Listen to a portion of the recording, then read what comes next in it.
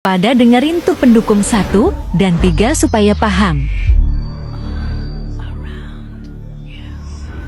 Debat Capres yang baru-baru ini bertema pertahanan. Dan dalam debat itu, Bapak Prabowo dipaksa untuk membuka sistem pertahanan dalam waktu 1 menit oleh Anies dan Ganjar. Lucu ya? Lucu ya? Masa pertahanan negara harus dipublikasikan di depan umum? Dan masalah etika, nih gue jelasin ya sama lo Anies dan Ganjar. Dan gue akan jelaskan sesingkat-singkatnya. Masalah pertahanan adalah strategi keamanan negara dan harus menjadi rahasia untuk negara ini. Dan tidak bisa dong dibuka dalam publik. Nih dengerin ya, buka telinga kalian dan pakai otak kalian biar pinter. Amerika Serikat mempunyai pangkalan militer di dunia sebanyak 750 dari 80 negara. Dan Indonesia sudah dikepung oleh pangkalan militer Amerika. Mereka mempunyai pangkalan militer di Singapura, Filipina, Australia, dan Diego Garcia.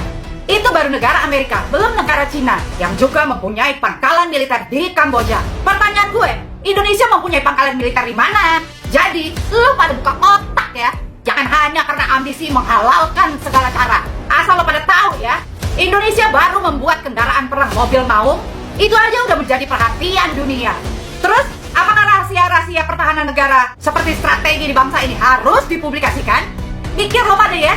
Satu lagi gue kasih contoh, bagaimana drama dan cara negara India sampai mau membuat senjata nuklir. Apakah India mengumumkan akan membuat senjata nuklir? Hah? Ya karena itu bagian dari rahasia pertahanan negara. India baru mengumumkan ke dunia internasional setelah senjata nuklir mereka sudah jadi. Lo tahu nggak itu? Makanya baca sejarah, bukan asal omon-omon.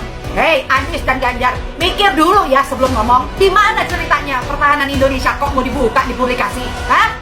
Apa lo pikir para intelijen dunia yang ada di Indonesia tidak memantau? Hah? Ini bagian pertahanan Indonesia, rahasia negara. Dan poin terakhir nih, Pak Prabowo jelas mengatakan bahwa Indonesia tidak tahu seperti Gaza. Karena kita adalah non-blok dan salah satu pendirinya adalah Presiden Soekarno yang menyatakan berdiri di tengah. Tidak seperti Ganjar dan Anies yang jualan-jualan kemerdekaan Palestina hanya untuk mencari simpati dari kaum mayoritas atas dasar persaudaraan.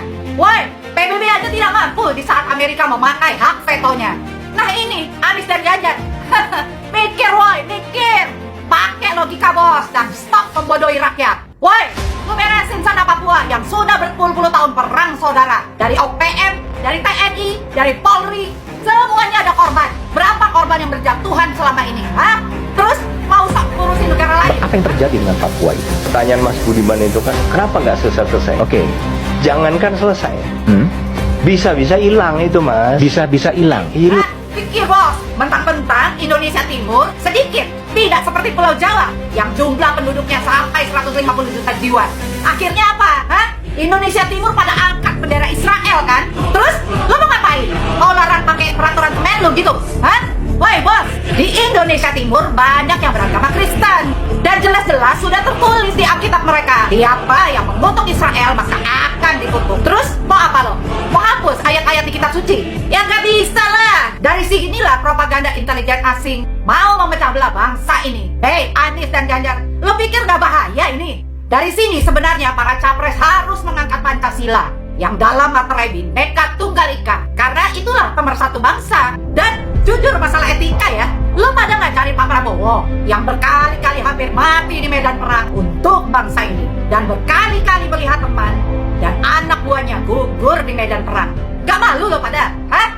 Hei Anies, ini bukan masalah pribadi lo dengan Bapak Prabowo, tapi etika lo bos. Memalukan. Udahlah, gak perlu banyak bacot lagi. Mari kita bertempur sekarang dalam pesta demokrasi. Kita lihat tanggal 14 Februari nanti Prabowo Gibran menang satu putaran.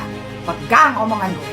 Saya Nancy Angela Hendrik, salam Indonesia Raya, salam gerakan Prabowo 08 2024. Prabowo Gibran memimpin Indonesia.